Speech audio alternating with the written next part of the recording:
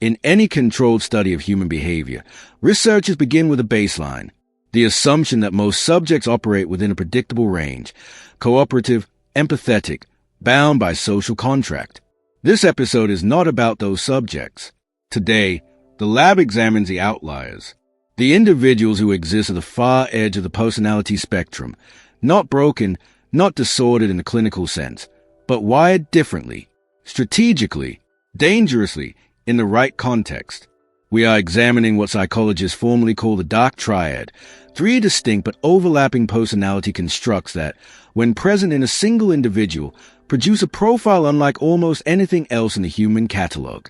The three components, Machiavellianism, narcissism, and psychopathy, each one, studied in isolation, tells part of a story. Together, they reveal the architecture of a mind that does not play by the rules most of us assume everyone else is following. This is not a morality report. It is an analysis. Observe carefully. The term dark triad was first introduced into the formal psychological literature in 2002 by researchers Delroy Paulus and Kevin Williams. Their paper proposed that three personality traits, though distinct in their mechanisms, consistently cluster together in certain individuals and predict a shared pattern of social behavior. Importantly, the dark triad is not a diagnosis. The individual in question will not walk into a psychiatrist's office presenting these traits as a complaint. They are, by most external measures, functional, often high-functioning. They hold jobs. They maintain relationships. They may be widely admired. What distinguishes them is not dysfunction. It is a specific orientation toward other human beings. Where most subjects engage socially with a degree of genuine investment in others' well-being, the dark triad individual processes other people primarily as resources, instruments, variables in a personal equation. Understanding this distinction is critical before we proceed to the individual components. The lab does not deal in caricature. We deal in mechanism. Subject file, Trait 1, Machiavellianism. Name for Niccolo Machiavelli, the 15th century Italian diplomat and political theorist whose work outlined the calculated use of power and deception in statecraft. Machiavellianism, as a personality trait, describes a tendency to manipulate others for personal gain, combined with a cynical view of human nature and a willingness to behave in ways others would consider unethical. The Machiavellian individual is, above all else, a strategist. Where other subjects act on impulse or emotion, the Machiavellian delays. They observe. They catalog. They are, in the language of the lab, playing a longer game than anyone else in the room is aware of. Researchers describe a defining quality of high Mach individuals as strategic coldness, an emotional detachment that is not the same as the absence of emotion, but rather the practiced suppression of it in situations where emotion might compromise an objective. A high Mach subject does not react to you. They respond to you after calculating the most advantageous response available. In a professional environment, this manifests as building carefully selected alliances, performing loyalty while maintaining private flexibility, and positioning themselves near sources of influence, not visibility. They are rarely the loudest individual in the room. They are frequently the one who has been listening the longest. Studies on Machiavellian behavior in organizational settings reveal a consistent pattern. Early in a relationship or career, the high Mach individual invests significantly in relationship building, not out of warmth, but as infrastructure. Each social connection is, in effect, a potential asset. Over time, these assets are drawn upon, selectively, when the cost-benefit ratio is favorable. The subject acquires favors, information, and social capital with the patience of an investor. This is perhaps why Machiavellianism correlates positively with certain forms of career advancement. It is not talent that is being leveraged. It is architecture. Critically, the high Mach individual is not incapable of warmth. They are capable of performing it with precision. Whether that performance conceals genuine feeling is a question the subject themselves may not be able to answer with certainty. Subject file, Trait 2, Subclinical narcissism. Narcissism, as a clinical disorder, is well documented and widely misunderstood. The popular conception conflates all narcissistic behavior with the extreme pathological variant. The individual so consumed by their own image that every relationship eventually collapses under the weight of their demands. The lab is not examining that subject today. We are examining what researchers call subclinical narcissism, the personality trait that exists on a spectrum and which, at moderate levels, produces not self-destruction but a specific and sometimes formidable form of competitive advantage. Subclinical narcissism is characterized by an inflated sense of self-importance, a strong drive for admiration, a tendency to overestimate personal ability, and reduce empathic concern for others, all present without the full syndrome of narcissistic personality disorder. At low to moderate levels, these traits produce what some researchers call the leadership premium. Subjects with subclinical narcissism are more likely to put themselves forward for positions of authority, more likely to project confidence under conditions of uncertainty, and more likely to take calculated risks. All behaviors at selection environments, particularly corporate and political ones, tend to reward. Studies of CEOs, elected officials, and military commanders consistently find narcissistic traits elevated above the general population baseline. The implication is not that narcissists make better leaders. The research on actual leadership effectiveness is considerably more ambiguous. The implication is that narcissists are more likely to be selected as leaders by processes that mistake confidence for competence. The data, however, reveals a threshold effect. Below a certain score on the narcissistic personality inventory, the traits correlate with positive outcomes: initiative, resilience to criticism, motivational persistence. Above that threshold, the pattern inverts. High narcissism subjects begin to prioritize image maintenance over objective accuracy. They surround themselves with individuals who affirm rather than challenge. They make decisions that serve personal narrative rather than institutional interest. The same mechanism that drove them upward begins to erode the very position they constructed. The adaptive narcissist is, in clinical shorthand, just narcissistic enough. The distinction from the outside is almost invisible until it isn't. Subject file, Trait 3. The pro-social psychopath. Psychopathy is, arguably, the most misrepresented construct in popular psychology. The cultural image, the serial killer, the irredeemably violent predator, reflects the extreme tale of a distribution so thin as to be statistically negligible. The more common and in many ways more interesting psychopathic profile is the one that never appears in a criminal report. Psychopathy, as measured by instruments like the psychopathy checklist developed by Robert Hare, encompasses two broad dimensions. The first captures the interpersonal and affective features: superficial charm, grandiosity, shallow affect, lack of remorse, failure of empathy. The second captures lifestyle and antisocial features: impulsivity, irresponsibility, a history of rule violation.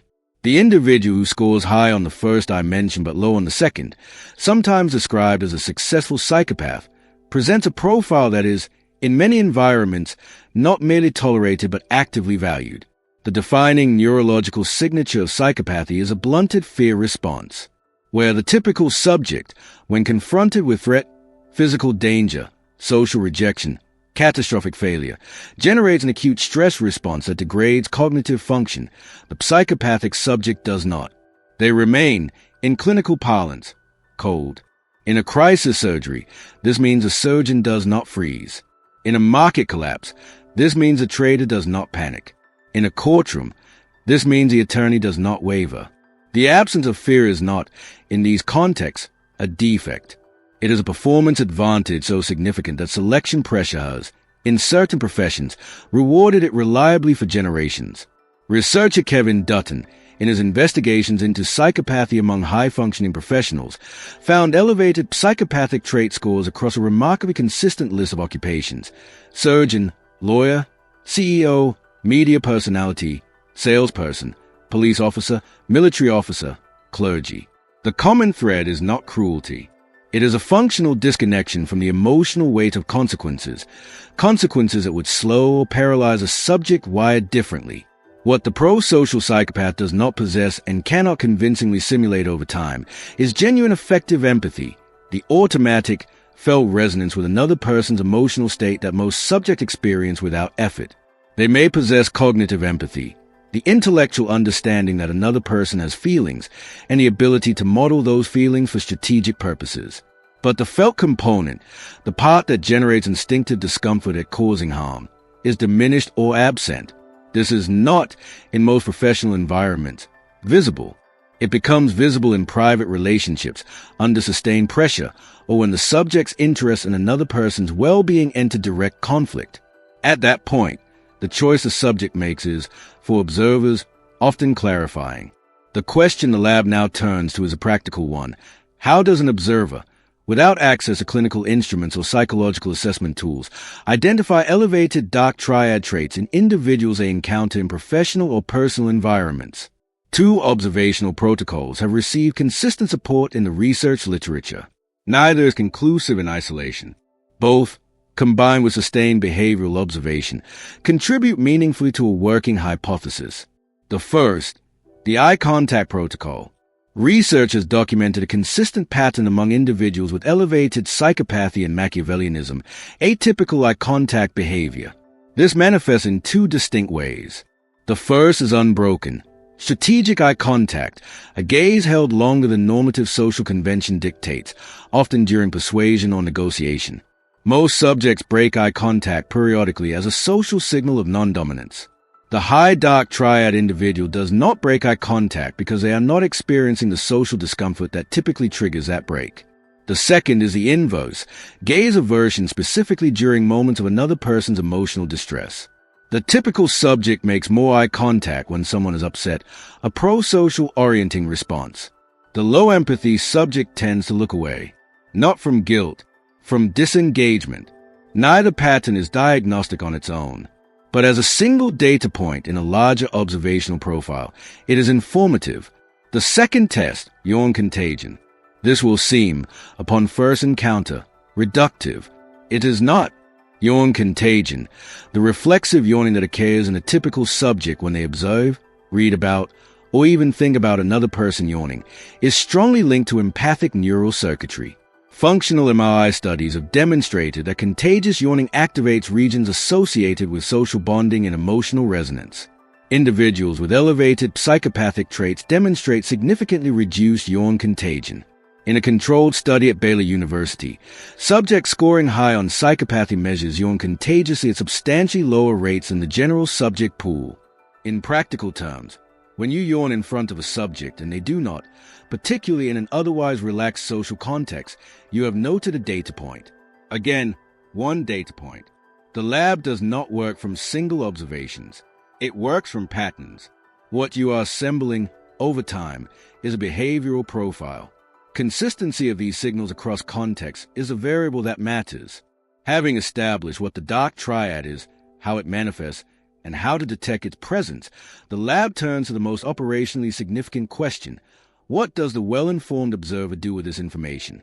The answer is not, as many assume, to immediately exit the environment. Dark triad individuals occupy positions of authority, leadership, and influence in virtually every institution. The goal of the informed subject is not avoidance. It is calibration. Protocol 1. Do not supply the information architecture. The Machiavellian subject operates on information asymmetry. They know things about you that you are unaware they have cataloged. High Mach individuals are frequently skilled at eliciting personal information, weaknesses, fears, ambitions, relationship difficulties, through conversations that appear casual, even intimate. They create a context of apparent reciprocal vulnerability. The information you provide, however, is not stored as intimacy. It is stored as leverage. Calibrate what you share, and with whom. This is not paranoia. It is basic information hygiene. Protocol 2. Document everything. Dark triad subjects, particularly those high in Machiavellianism, frequently arrange commitments and agreements in ways that leave no verifiable record. Verbal agreements that later prove inconvenient become misunderstandings. Promises become suggestions.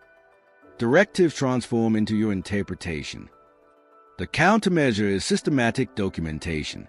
Written records, confirmation emails, witness conversations, not as preparation for conflict, but as insurance against a subject who does not intend to honor what was agreed. Protocol 3. Establish social redundancy. Dark triad subjects frequently attempt, consciously or by instinct, to reduce their target social network. Isolation increases dependence. Increased dependence increases leverage. The protective counter is to actively maintain broad social infrastructure. professional relationships, trusted colleagues, mentors, and networks that exist independently of the dark triad subject sphere of influence. An individual with diverse social capital is, from the dark triad subject perspective, a far less viable target. Protocol 4. Disengage from the narrative. The narcissistic subject constructs a persistent narrative in which they are the central figure, brilliant, exceptional, uniquely wronged, uniquely deserving. Subjects who enter this narrative, particularly in the role of audience, find themselves performing a function. They are supply. Disengaging from the narrative does not require conflict. It requires a simple, consistent act of neither affirming nor challenging the grandiosity, but redirecting conversations toward objective outcomes, shared goals, and verifiable performance. The narcissistic subject will frequently find this unsatisfying and move their narrative elsewhere, which is, functionally, an exit that required no confrontation. The dark triad does not announce itself. It does not wear a distinguishable face or occupy a predictable social position. It is present in boardrooms and classrooms, in long-term relationships and first encounters, in institutions of authority, and in the margins of your own social world. The informed observer does not panic. They do not catastrophize. They do not begin seeing pathology in every difficult colleague or disappointing friend. They simply know what they are looking for. They calibrate accordingly, and they proceed with that quiet, particular advantage that knowledge in the field of human behavior always provides. If this analysis was useful to you, subscribe. More files are open. More subjects are waiting. Leave a comment with the personality trait you found most recognizable, and if you know someone who needs to see this, share it. Every like tells the algorithm this kind of work is worth surfacing. The lab continues when you do. This has been the Psych Lab.